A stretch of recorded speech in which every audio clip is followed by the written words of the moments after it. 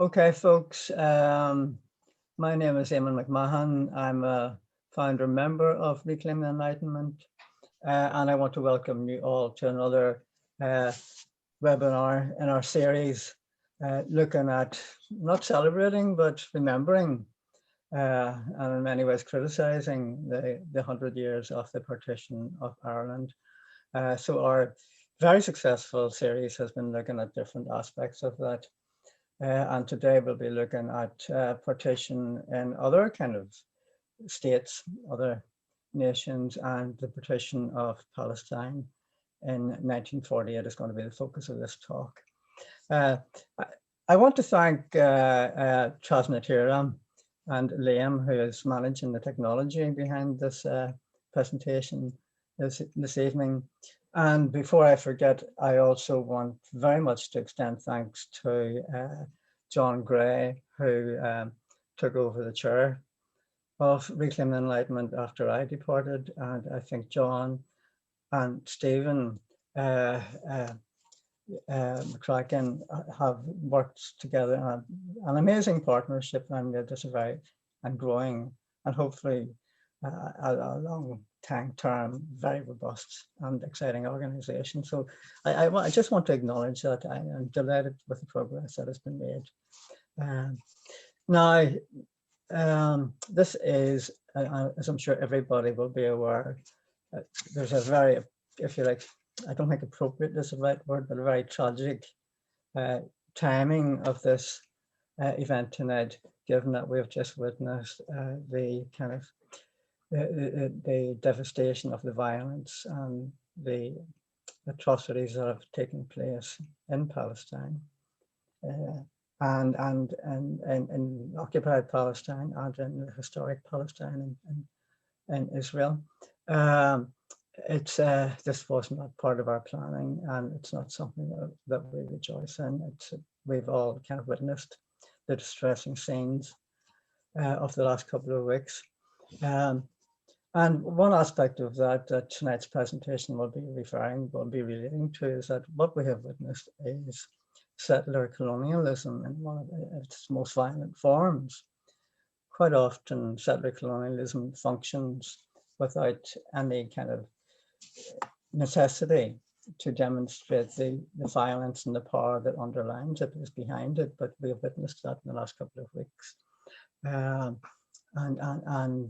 I'm not going into a lot of detail about that. You will be very aware of it. Most of you will be very aware of that. Why is Reclaim the Enlightenment, apart from the issue of partition, why is Reclaim the Enlightenment dealing with the issue of Palestine? Fundamentally, it's because the humanistic values of the Enlightenment, the idea of a rights-based approach to how we organize, how we live together as human beings, and represented in numerous UN conventions and the United Nations Charter, and if you like, the driving force behind the American and the French and our own United Irish Rebellion, that demand for a better, more fair and more equitable society.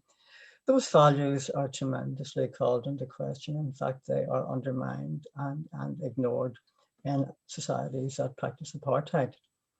And I'm sure most of you will be aware that in recent, particularly in recent months, the issue of and the fact that Israel is an apartheid society has been demonstrated in considerable detail by the biggest Israeli human rights organization, B'Tselem, and more recently, in fact, just a couple of weeks ago, by the biggest American human rights organization, Human Rights Watch. Before that, a UN commissioned report in 2017, authored by the eminent Richard Falk and Virginia Tilley.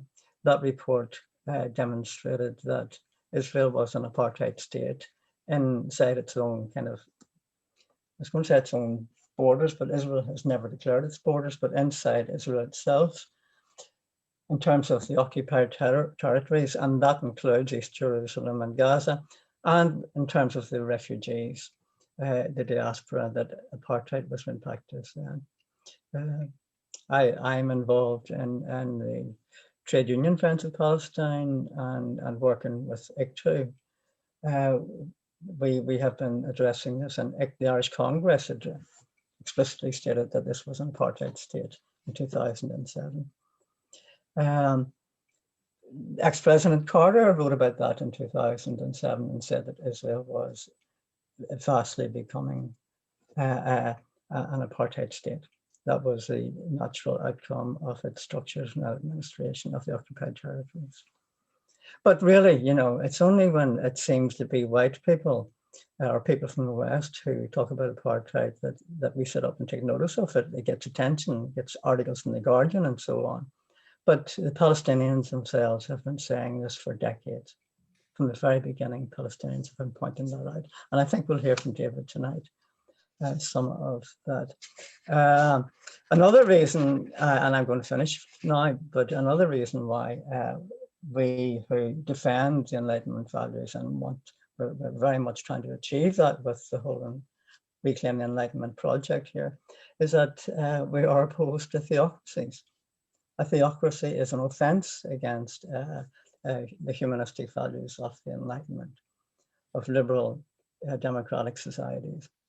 And Israel formally declared itself a theocracy in 2018 in its nation state law, actually a constitutional law, constitutional change, that declared that Israel exists in terms of self-determination only for Jews, and that Israel is a Jewish state, and that in a number of other ways it highlighted the fact that Jewish development, settler development for Jews, and the prioritization of the Jewish people is now ingrained in law in the Constitution. And as Gideon Levy, one of the outstanding Israeli journalists and writers, has said, there are only 3 theocracies in the world: the theocratic state of Iran, the theocratic republic of the Islamic Republic of Iran, the Islamic Republic of Pakistan, and now the Jewish state of Israel. I've said enough there to highlight why this is very, very relevant to us today. So I'm just going to introduce our speaker, Dave. I met David Cronin in 2016 when we established the European Trade Union Network for Justice in Palestine. And we invited David to speak then as a specialist on the extensive complicity of the European Union with Israeli ethnic cleansing and war crimes and human rights violations. That's is one area of expertise that David has written about, and he's written a book in this. He's written several books, but that's one of his books. He is a journalist writing about Palestine for 20 years, and he's editor of key editor in the electronic Intifada website, and many of you will be aware of the electronic Intifada. It comes out almost daily, posts about various articles and insights into what's happening. Well, David is a key figure behind that very successful website, so I'd encourage everybody, if you're interested in this topic, to go into electronic Intifada. And he's also, written about his latest book, and the reason why he's here today, Balfour's Shadow. I don't know if you can see this, and it's the period of the involvement of the British Mandate and how during the British Mandate period Britain came to establish the structures that are now so prevalent and so disruptive in Israel today. So David, thank you very much for agreeing to be with us. And we're all, I think, really looking forward to hearing your presentation. Thank you. Thank you very much, Eamon. Good evening, everybody. Boris Johnson, believe it or not, once made an incisive comment. The comment related to the 1917 Balfour Declaration. Through that declaration, Britain supported the establishment of a so-called Jewish national home in Palestine, while pretending that it would not harm the indigenous people of that country. Boris Johnson stated, "Another way of putting it might be that the British government viewed with favour the eating of a piece of cake by the Jewish people, provided that nothing should be done to prejudice the rights of non-Jewish communities to eat the same piece of cake at the same time." According to Boris Johnson, the Balfour Declaration was bizarre, tragicomically incoherent, and an exquisite masterpiece of Foreign Office fudgerama. Boris Johnson's comment should be placed in its proper context. The comment appeared in this book, his fawning biography of Winston Churchill. When the comment is read carefully, it becomes apparent that Boris Johnson was not really concerned about the rights of Palestinians or non-Jewish communities, as he described them, quoting the Balfour Declaration itself. Boris Johnson was more concerned about how the Balfour Declaration undermined a previous commitment that Britain had given. The commitment was to establish what Johnson called a big new Arab state that would incorporate Palestine. The result of these conflicting commitments was, according to Boris Johnson, a mess that Churchill had to clear up. I will touch on the question of how Winston Churchill cleared up that particular mess in a little while. For now, I would like to keep the focus on Boris Johnson. It may not surprise you that Boris Johnson avoids drawing attention to how he once described the Balfour Declaration as bizarre. Marking the 100th anniversary of the Declaration in November 2017, Boris Johnson praised it as an historic event which led to a giant political fact. That giant fact was, of course, the foundation of Israel. And according to Boris Johnson, Israel's foundation was one of the most stunning political achievements during the 20th century. Boris Johnson neglected to point out how this stunning political achievement was realized by expelling Palestinians from their homes en masse. He similarly neglected to point out how that achievement has been copper-fastened by building a system of persecution and apartheid, as Eamon mentioned in his introduction. Boris Johnson is not unique in making contradictory statements about the Zionist colonisation project. He has actually followed a long tradition. A man called Ronald Storrs was appointed the British military governor of Jerusalem in late December 1917, so less than 2 months after the Balfour Declaration was issued. Ronald Storrs was fully aware that fulfilling Zionist ambitions involved forcing injustices on Palestinians.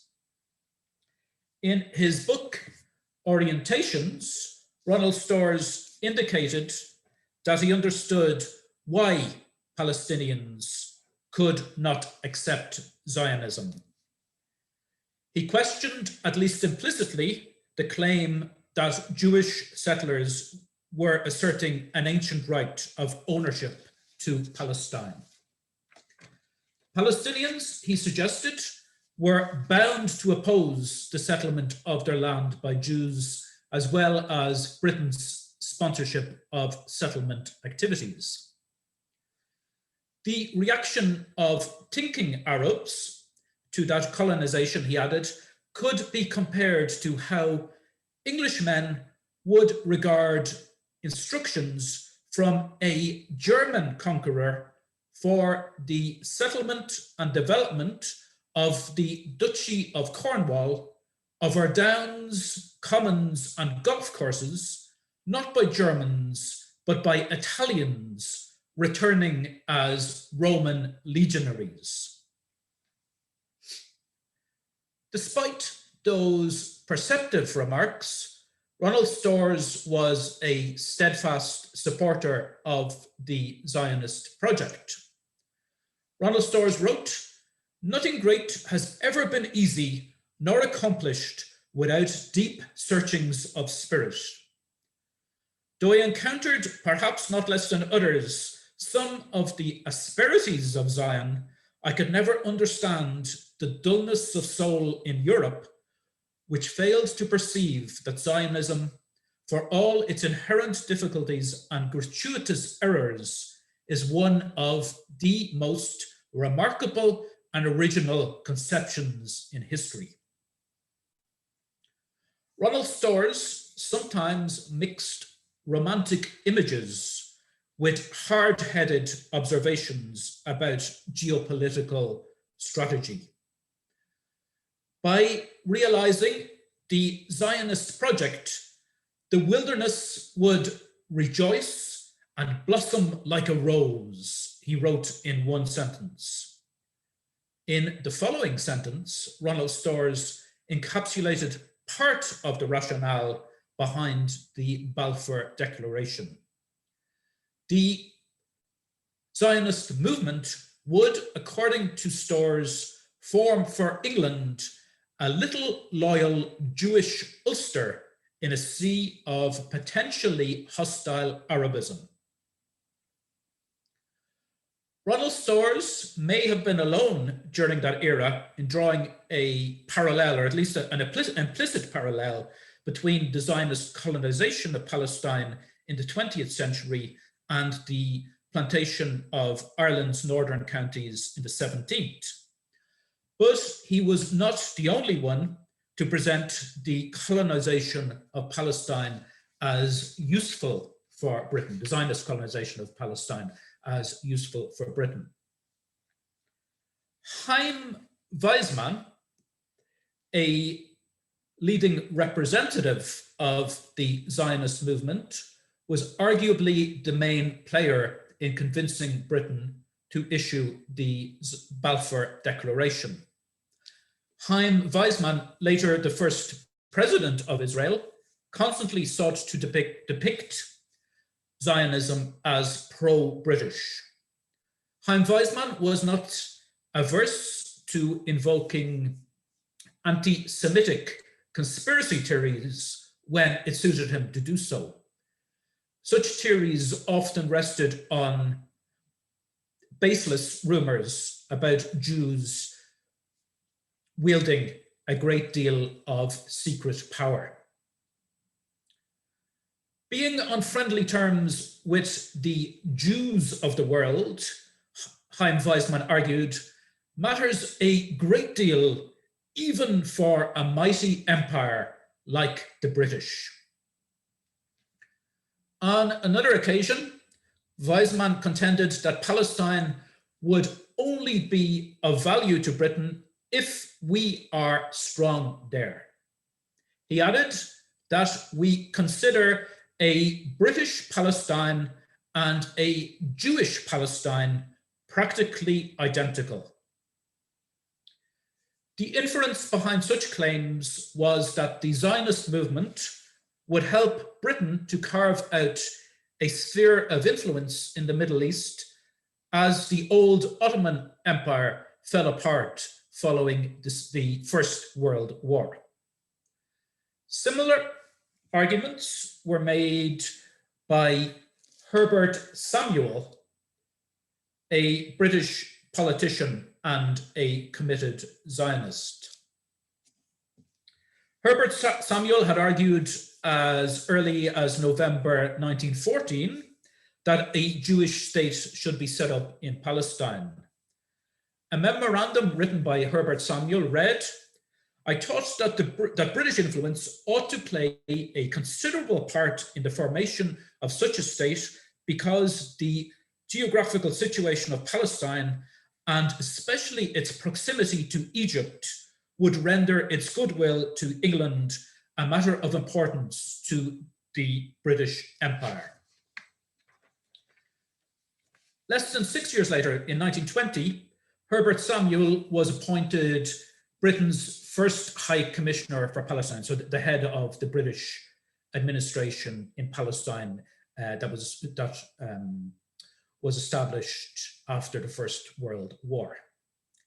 And in that capacity, Herbert Samuel introduced measures to allow acquisition by the Zionist movement of land on which Palestinians had lived and farmed for generations. Entire villages were bought up by colonizers in the Galilee region, and when the people living in those villages refused to move, their complaints were overruled by Herbert Samuel's administration. Large-scale evictions thereby received the green light from the British authorities. Not surprisingly, the British and their Zionist allies encountered much resistance.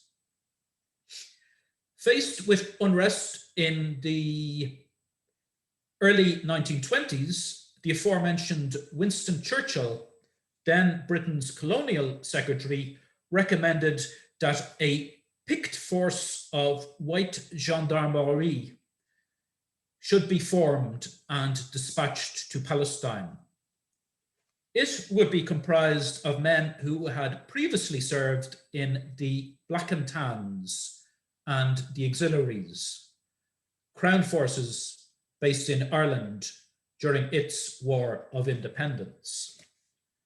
It is perhaps unnecessary to spell out for this audience that the Black and Tans remain despised in Ireland to this day for their vicious conduct.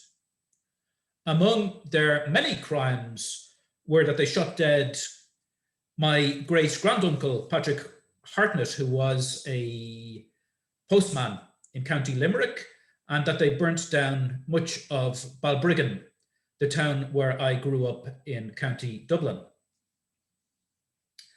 While researching my book, Balfour's Shadow, I found a 1938 Colonial Office document urging that Black and Tan-like methods should be avoided, or just, I think the phrase was just Black and Tan methods, sorry.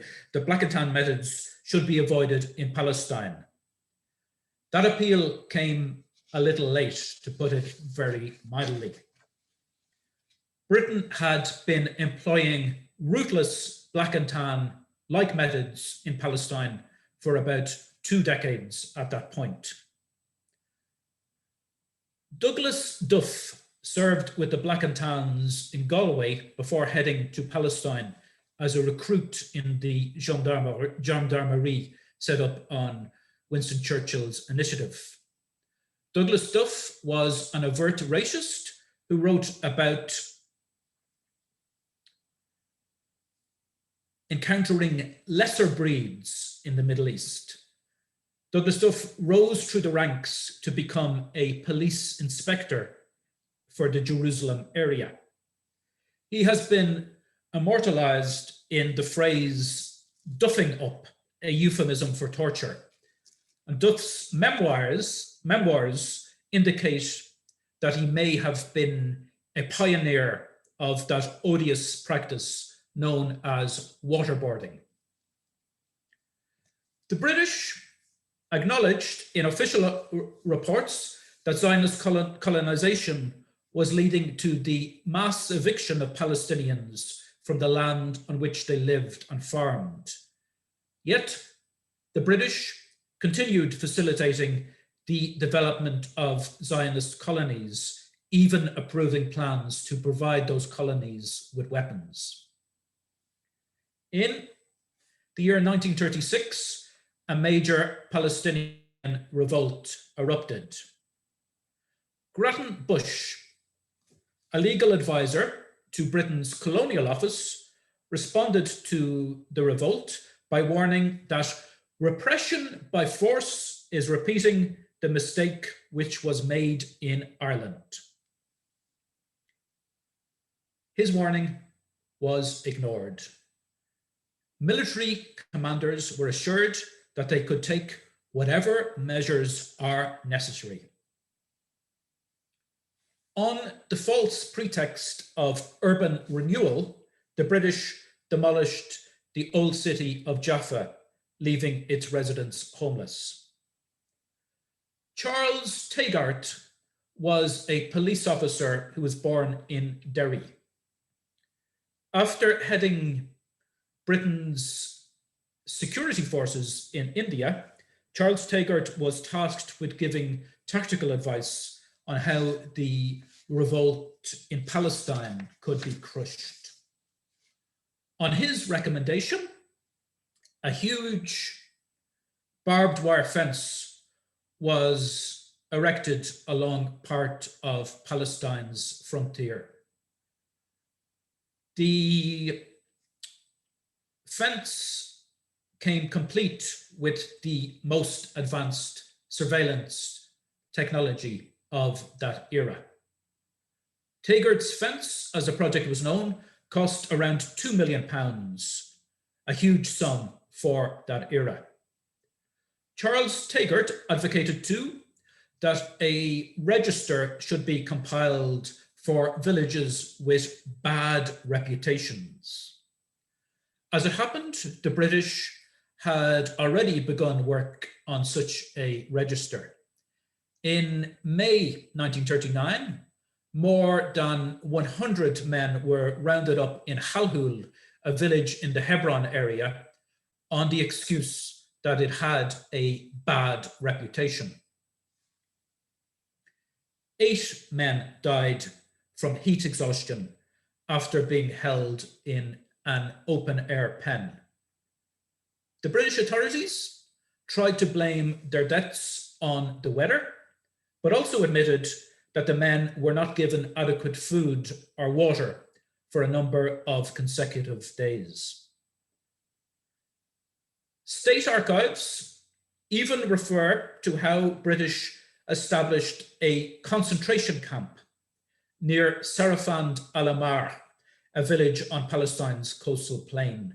And I hasten to add that it was the British themselves who described the facility as a concentration camp. The Sarafand camp was used for the mass incarceration of those alleged to have taken part in the 1930s rebellion. Some of the British forces who helped crush that rebellion had previously been based in Ireland. Raymond Caffarata was a member of the Black and Tans, who later became a high-ranking police officer in Palestine. Raymond Caffarata drew a comparison between how British forces conducted themselves in both countries. During the 1930s revolt, Raymond Caffarata remarked that everything is just kill, kill, kill, innocent and guilty alike. In a letter to his wife, Caffarata noted that the situation reminded him of Ireland.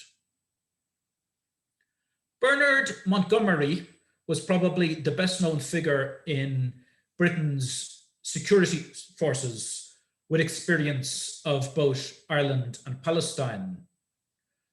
Bernard Montgomery was a brigade major in Cork during the 1920s. He arrived in Cork just a few weeks after British troops burned down much of that city. Following his time in Cork, Montgomery was asked by the army to draft a memorandum about his experiences. Excuse me. Bernard Montgomery wrote, "Personally, my whole attention was given to defeating the rebels, and it never bothered me a bit how many houses were burnt. I think I regarded all civilians as sinners, and I never had any dealings with them." Just in case we have any international listeners tonight, I should point out that the word sinner is slang for somebody active in the Irish Republican organisation Sinn Féin. Bernard Montgomery displayed the same kind of attitude while stationed in Palestine during the 1930s revolt. Bernard Montgomery urged the use of collective punishment. He recommended, for example, that residents of Haifa should be seized and held for ransom in response to disturbances in that area. He also banned journalists from reporting on the activities of British forces and advocated a shoot-to-kill policy against all Palestinians considered as rebels. Such recommendations gave British soldiers carte blanche to terrorize Palestinians with impunity. An estimated 5,000 Palestinians were killed between 1936 and 1939. Relative to population size, that was a higher casualty rate than the casualty rates caused by Israel during the two Palestinian uprisings, or intifadas, which began in 1987 and the year 2000, respectively. As part of efforts to crush the 1930s revolt, Britain hired members of the Haganah, the largest Zionist militia in Palestine at the time, and the forerunner of today's Israeli military. The result of British collaboration with the Haganah was that many of the forces who drove up to 800,000 Palestinians from their homes a decade later, the 1940s, had received British training. Britain had therefore prepared the groundwork for the Nakba, the 1948 ethnic cleansing of Palestine. Nakba means catastrophe in Arabic. It was through this catastrophe that the state of Israel was formed. So when Boris Johnson called Israel's birth a stunning political achievement, he was in effect dancing on the ruins of Palestinian villages that were depopulated by force. Most of Israel's crimes throughout that state's history have either been enabled by Britain or had a direct, if often sneaky, British involvement. British governments have tended to view Israel as a vehicle for advancing their interests in the Middle East, even to do their dirty work. That was dramatically so in 1956, when Britain and France persuaded Israel to attack Egypt. The attack was launched because Britain and France felt that their interests in the region had been damaged by the Egyptian leader Gamal Abdel Nasser and his decision to nationalize the Suez Canal, which was located, of course, on a key shipping route between Europe and India. The 1956 revolt involved Israeli massacres in Gaza that have been omitted from a number of books on the Suez affair. They have, in effect, been airbrushed out of history by many historians. In June 1967, Israel went to war against its neighbors once again. The military occupation of the West Bank, including East Jerusalem, Gaza, and the Golan Heights, which commenced that summer, persists to this very day.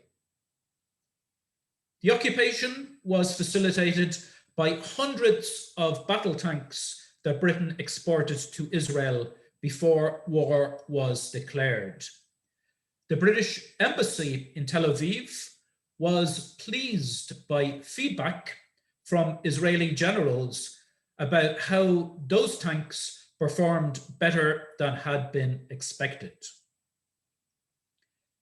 Israel has provided a violent sense of continuity by basing the occupation on rules imposed by Britain when it administered Palestine. Relying on those rules, it should be stressed, does not in any way absolve Israel for its daily violations of international law.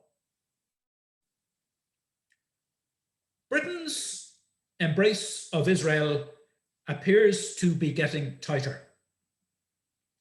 Israel's attack on Gaza earlier this month was, if not applauded, then certainly excused by Boris Johnson's government. And just today, Benjamin Netanyahu expressed gratitude for Britain's stance over the past few weeks. It is almost certain that British-made weapons or military components were used by Israel while bombing Palestinian children. Britain has also become a valued client of Israel's weapons industry. Elbit Systems, Israel's top weapons exporter, has identified Britain as an important market. Elbit Systems has won contracts from Britain worth almost £150 million since 2018. Boris Johnson's government has extensive ties with Israel. A new investigation carried out by the website Declassified UK documented how 1/3 of British cabinet ministers have taken part in activities funded by the Israeli government or by Israel's lobbying network. Britain's government has been extremely hostile towards the Palestinian-led movement for boycott, divestment, and sanctions, or BDS, against Israel. In its manifesto, before the 2019 general election, the Conservative Party promised to stop public authorities from implementing boycotts against foreign countries. And while no country was actually named, it was clear that the pledge was introduced to protect Israel. Britain, too, has been promoting a highly politicized definition of anti-Semitism, the so-called IHRA definition of anti-Semitism. The IHRA stands for the International Holocaust Remembrance Alliance. Unfortunately, this definition, as Eamon knows very well, was approved by the Stormont Assembly just a few weeks ago. The purpose of that definition has been to defame activists who oppose Israel's abuse of Palestinian rights by claiming they harbor a hatred towards Jews. My friends, anti-Jewish bigotry must always be opposed. Such bigotry is emphatically rejected by the BDS movement. The BDS movement targets Israel as a state. It does not target Jews based on their religion or ethnicity. It is deeply shameful that Israel and its lobbying network have sought to politicize and weaponize anti-Semitism in a bid to smear and censor their critics. But we should not be intimidated in any way by the smear offensives and by the attempts at censorship. We should not be afraid to call Israel what it is, namely a sadistic apartheid state. The Zionist movement is constantly telling us that we must not question Israel's so-called right to exist. The correct response, my friends, to such bullying is to say that Israel does not have an inherent right to exist. No state on earth has an inherent right to exist. The state officially known as the United Kingdom of Great Britain and Northern Ireland does not have an inherent right to exist. If the people of Scotland or Wales opt, or who knows, maybe even England, opt for independence at some stage, the United Kingdom should no longer exist in its current form. If the people of Ireland vote to end the partition of their country, the United Kingdom should no longer exist in its current form. Israel cannot seriously claim to have more rights than Britain, the nation which bears most responsibility for its establishment. Apartheid states are rightly regarded as anachronistic. In the 21st century, no state should be allowed to privilege one ethnic or religious group over another. Yet, as Eamon mentioned, Israel has, within the past few years, introduced legislation to define itself as the nation state of the Jewish people. That means Palestinians are accorded a lesser status than Israeli Jews. That means Israel is clearly an apartheid state, even though its politicians and its diplomats and its lobbyists try to deny that reality. Israel does not have the right to exist as an apartheid state. Decent people around the world have the duty to demand the demolition of Israel's apartheid system. My friends, the Palestinian struggle is a struggle for basic justice and equality. It is a struggle, my friends, that deserves our full support. Thank you very much.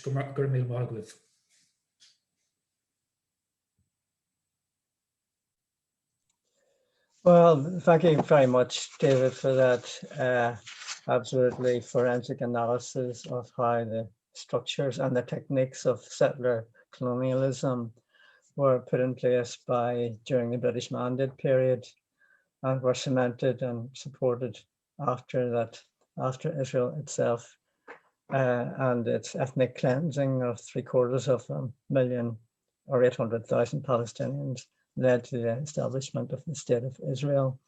I noticed, by the way, that in your book you also referred to how Britain had also played with the idea of a massive ethnic cleansing project. Again, that number of 750,000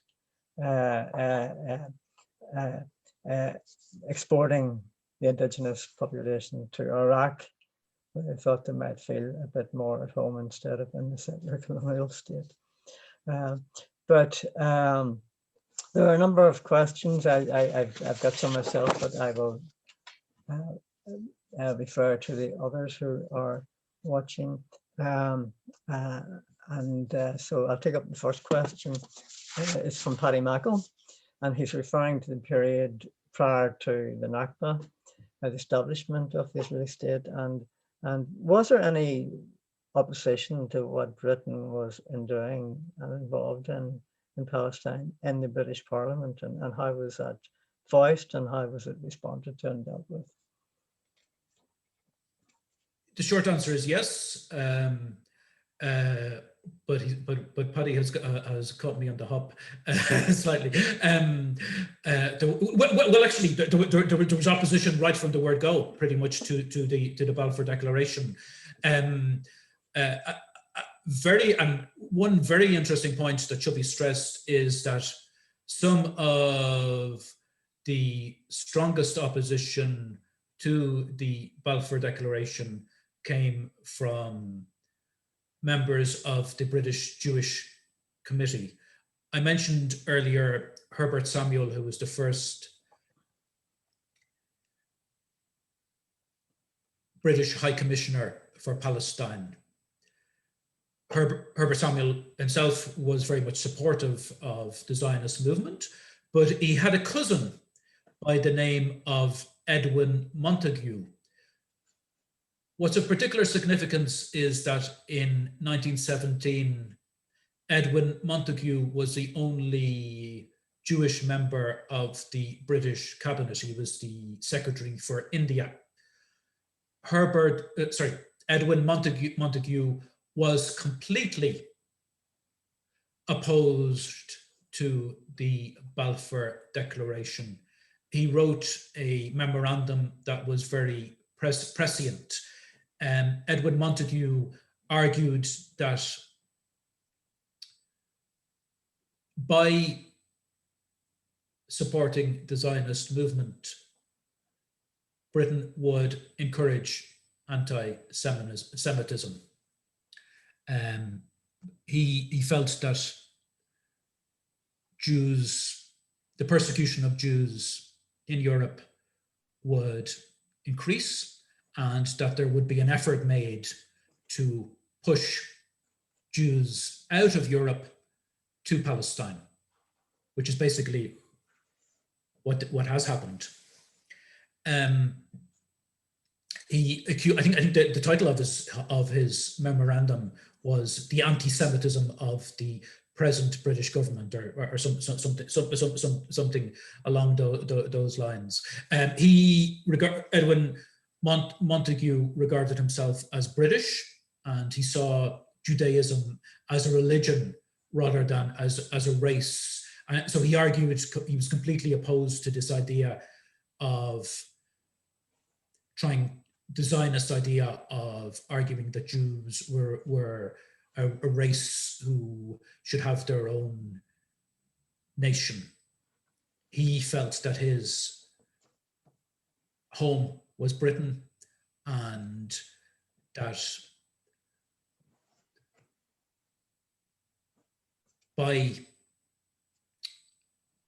embracing the goals of the Zionist movement, Britain was just encouraging bigotry towards Jews in Britain and elsewhere. So that's probably the most. There were many other Jews who were opposed to Zionism. That's probably the most significant one. I think the question was specifically about opposition in the British political establishment. I mean, that's a very clear example. He was the only Jewish cabinet minister in 1917, and he was completely opposed to the Balfour Declaration. Okay, thanks, Dave, for that. The next question comes from Francis, and which is a question that we all wonder about. Where do we go from here? So what's your view of how future developments will pan out? I wish, obviously I don't have a crystal ball in front of me, and so your guess is as good as mine, but I don't think there's any reason for despair, put it that way. I think we've seen again in the last few weeks that public opinion in Europe and beyond is by and large on the side of the Palestinians. There was a huge amount of revulsion against the latest attack on Al-Aqsa Mosque in Jerusalem and on the attack on Gaza. People show that by coming out on the streets in vast numbers. I think the BDS movement is going to grow. I think clearly companies are coming under pressure. We've seen lots of examples of corporations who have come under pressure from ordinary people through consumer boycotts, various other things. Talking about Puma, which sponsors the Israeli football team, the Israeli Football Association, which has teams in Israel settlements in the occupied West Bank. Talking about HP, Hewlett Packard, which provides equipment to the Israeli military. There are many other examples that I could cite, but these companies have been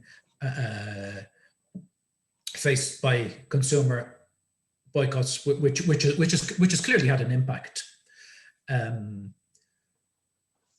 We've, as David mentioned earlier, pretty middle of the road conservative organizations like Human Rights Watch are now coming out and saying what Palestinians have been saying for decades, that Israel is an apartheid state.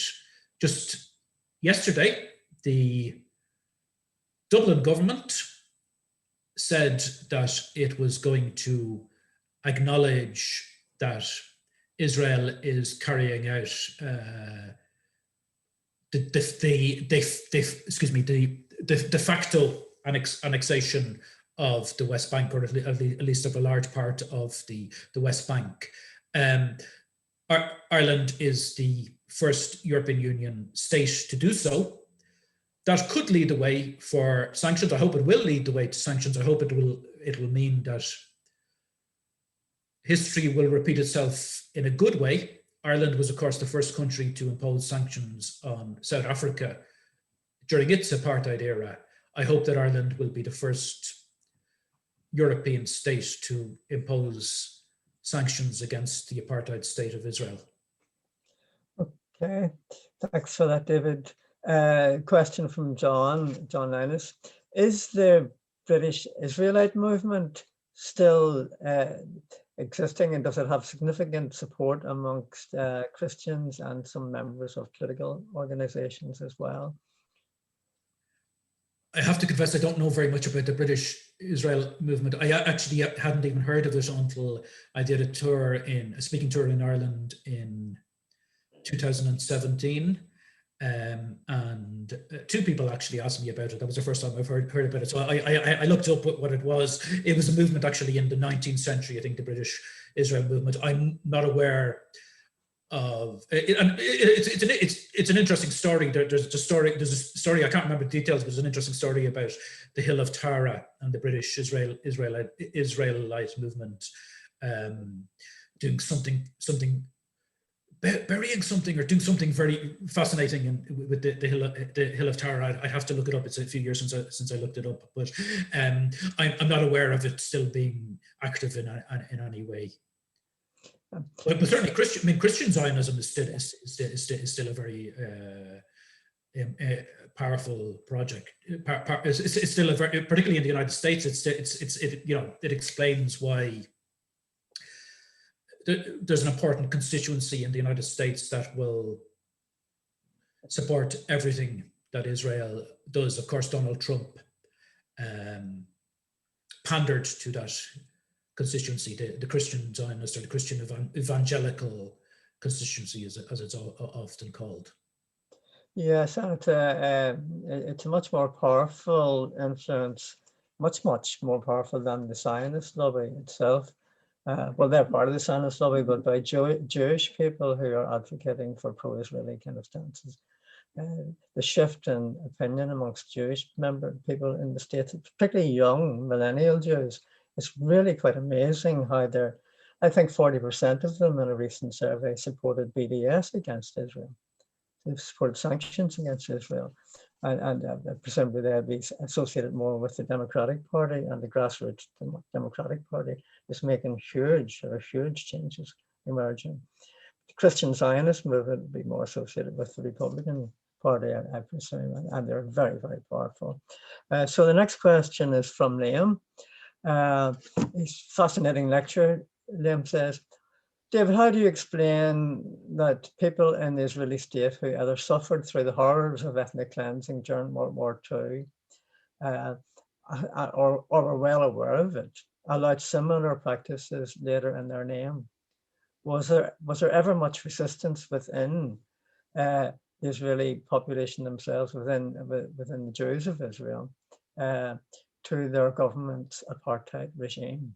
And maybe you could relate that to the kind of early kind of Zionist settlers, and then how that kind of left-wing Zionism kind of has more or less dissipated. I don't know, but what are your thoughts on that question? The first thing I'd like to say is that Israel weaponizes the Holocaust. My first trip to Palestine was in the year 2001, and I was there actually accompanying a European Union so-called peace mission to the Middle East, and it's pretty much obligatory for every foreign leader who visits Israel to undertakes a visit to the state of Israel to pay their respects at Yad Vashem, which is the Holocaust memorial in Jerusalem. That for me was actually a real eye-opener, because there's a whole section in Yad Vashem which basically suggests that the Palestinians were responsible for the Holocaust. If you remember a few years ago, Benjamin Netanyahu claimed that the idea of exterminating Europe's Jews was planted in Adolf Hitler's head by Hashim al-Husseini, the so-called Mufti of Jerusalem, to give him his official title. It is true that the Mufti did support the Mufti. He was a religious and political leader who was actually appointed by the British because they felt that he would be something of a puppet for them, or at least somebody that they could control. He was actually appointed by the man I mentioned earlier, Herbert Samuel, to that position. It's true that he supported the Nazis, but the idea that based on the fact that they had a common enemy, i.e. Britain. And it's true that he was a minor war criminal. He did pretty appalling things in either Serbia or Croatia. I think it was Croatia, after leaving Palestine. But the idea that a Palestinian planted the idea of exterminating Europe's Jews in Adolf Hitler's head is ridiculous, absolutely ridiculous. Benjamin Netanyahu knew it was ridiculous, and pretty much lots of Israeli historians have said it was ridiculous.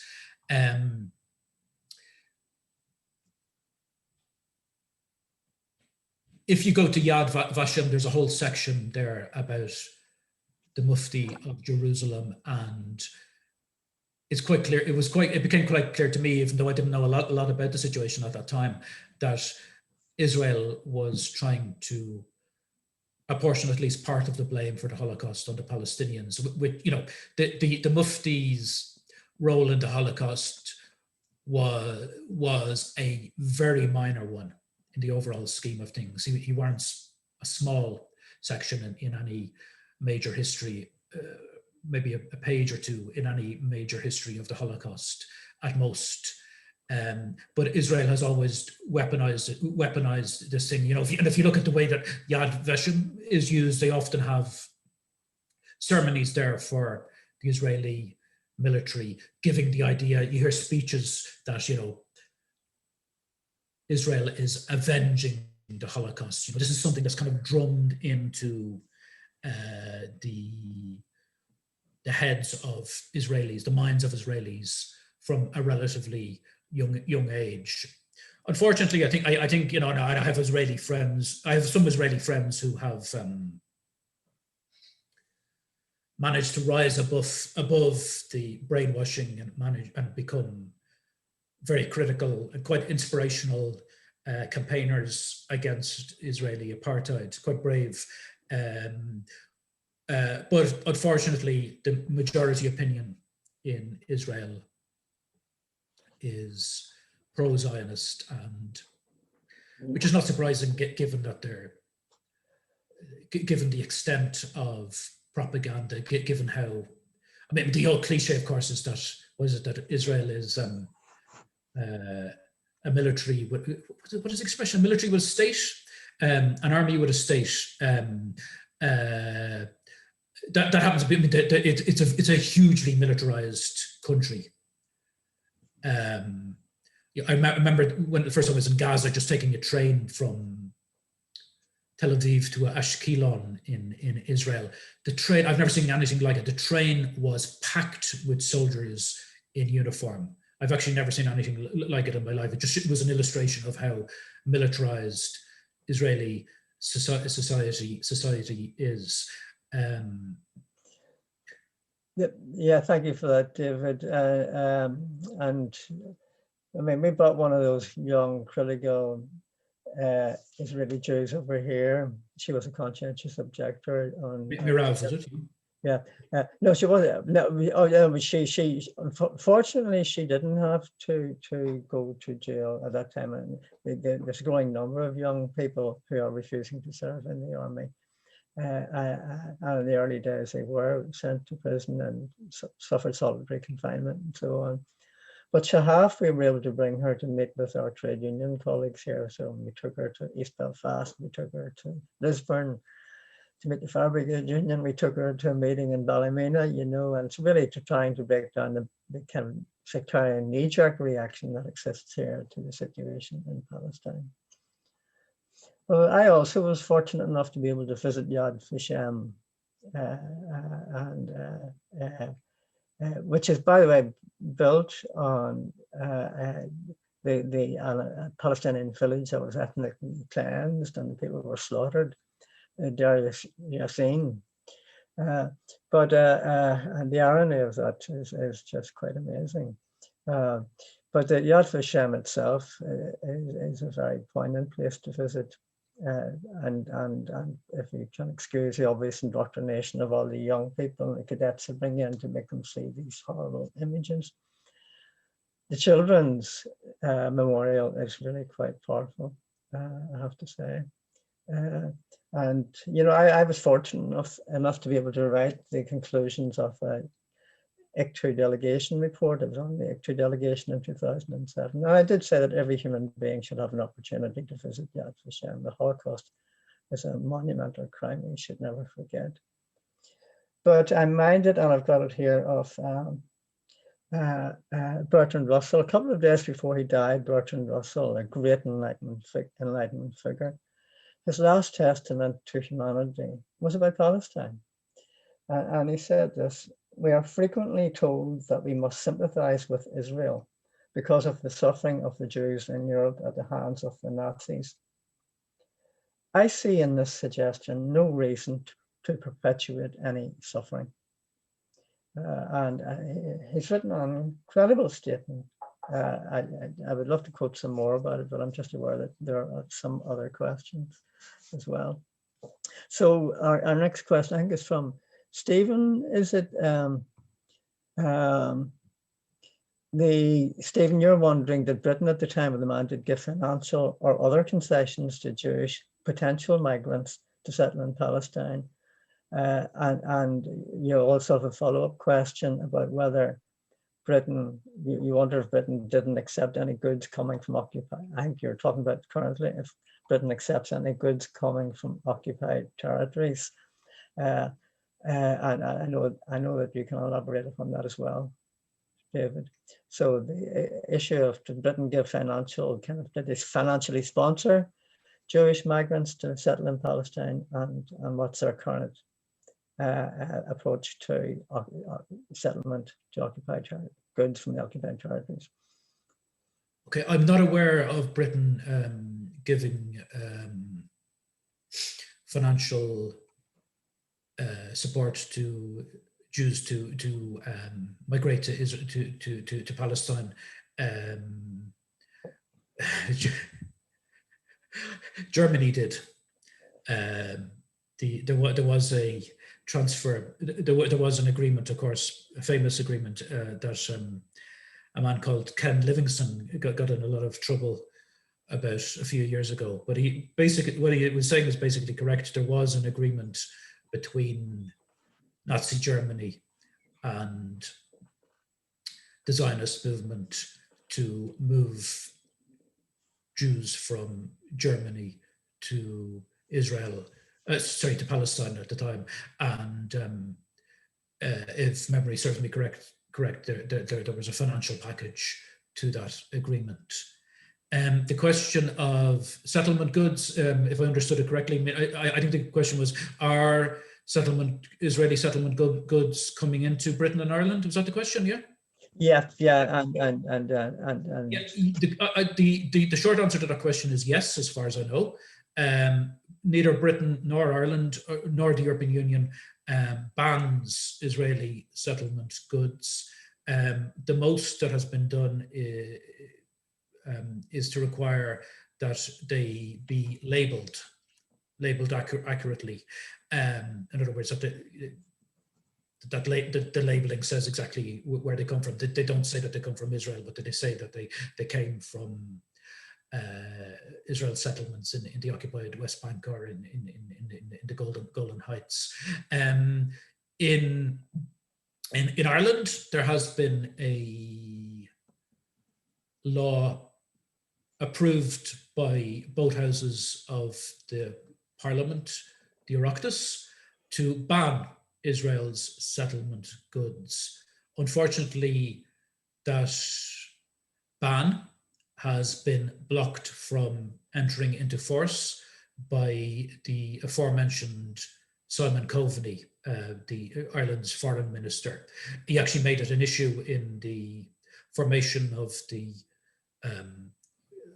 current ruling coalition in Ireland. The other two parties in that coalition, Fianna Fáil and the Greens, both wanted to ban Israel's settlement goods, but Simon Coveney and the Fine Gael party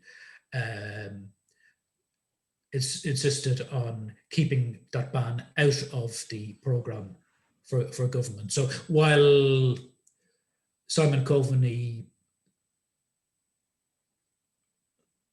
perhaps deserves some praise for his announcement yesterday that Ireland acknowledges the de facto annexation of the West Bank, we shouldn't get too excited. I'm certainly not going to be joining his fan club because his track record on Palestinian rights is pretty appalling. In fact, I go so far as to argue that he has behaved in an anti-democratic fashion by blocking a measure that has won approval from both houses in the Oireachtas. Okay, we've no further questions, but there are a number of comments in there. Thanking you very much, David, for this kind of very insightful and inspiring and thought-provoking presentation. I'd just like to end in a few comments that the thing about settlement goods is, you know, I mean, there's a legal obligation from which Ireland can't kind of excuse itself, a totally legal obligation under, like the Fourth Geneva Convention and the Rome Statute, that it must not give, recognize, or support in any way the occupied territories, the occupation, and involvement in settlement goods. It's something that should never have taken place in the first case.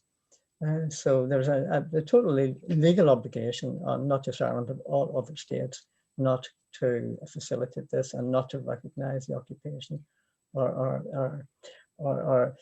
the Israeli kind of settlement and the colonies. And in fact, I think this is one of the reasons why I became involved in this in the first place. And I'm going to go back to kind of our fundamental Enlightenment values that encouraged some of us to set up this organization, Reclaim the Enlightenment, because it's really impunity from sanction and criticism and the appeasement of its human rights violations. It's really exceptionalism, it's called, that it's exceptional from international law, international humanitarian law, the rules of war, is a threat to all of us. It's a threat to all of us that international law is being diminished in this way. And it's also very different from South Africa because Israel is a much more strategically important state. It's also a powerful state. It's got something like the 6th biggest army in the world, the 8th biggest arms exporter. I'm not totally sure of those statistics, it does change, but something like that. And its occupation, which is a money-spending enterprise for it's wonderful for the Israeli economy because of the high-end technologies and new weapons that they kind of invent and use against the populations and demonstrate as battle ready. It's not just the armaments and the technologies of kind of brutal suppression, but it's the technologies of control, that they are world experts at, of surveillance, of caging of populations, of population control, of development of IT biometrics that help to survey populations. That's coming our way. And they're allowed to get away with this, including mass incarceration, including of children, and dragging them before military courts. So Homeland Security and that way in which you can suppress arisen people and completely keep them subjugated, that's already been exported across the world. So Israel has got a very cozy relationship with a number of right-wing regimes. And this is a threat to all of us, I think. So I think from, I said at the beginning of the talk, I think the whole issue of Palestine and what's happening in Palestine is a very, very critical question for us. In the same way, I think that slavery was at the end of the 18th century, when the informed citizens of Belfast became so involved in its opposition and their opposition to slavery, as well as to the control of and suppression of their civil rights by Britain. I'll end on that. I think there could be a whole new kind of presentation on these issues. They open up so much and they're so relevant to us. It was, as Nelson Mandela said, the issue of Palestine is the greatest moral challenge of our times. That's what's important we engage in it. And I think, David, you have done a wonderful job in helping us relate to the history of this period and to how it's relevant for us today and to help us in our understanding of the context, the historical context of what is presently very been played out. So on behalf of everybody, on behalf of Reclaim the Enlightenment and Tras Natera, I want to thank you, David, and thank everybody for your questions and your attendance. So good evening, everybody.